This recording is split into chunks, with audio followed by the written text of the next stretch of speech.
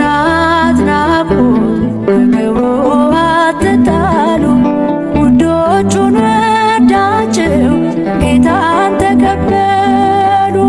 ጻድቁን አትናቁት በግቡ አትጣሉ ውዶቹን ወዳችሁ ጌታን ተቀበሉ።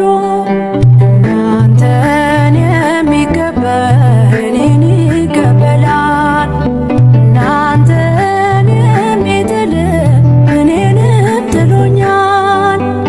እስከ መጨረሻ ወድጃችኋለሁ፣ ስሜ በእናንተ ላይ የተገለጠ ነው ያለው ኢየሱስ ነው ይህ የታመነ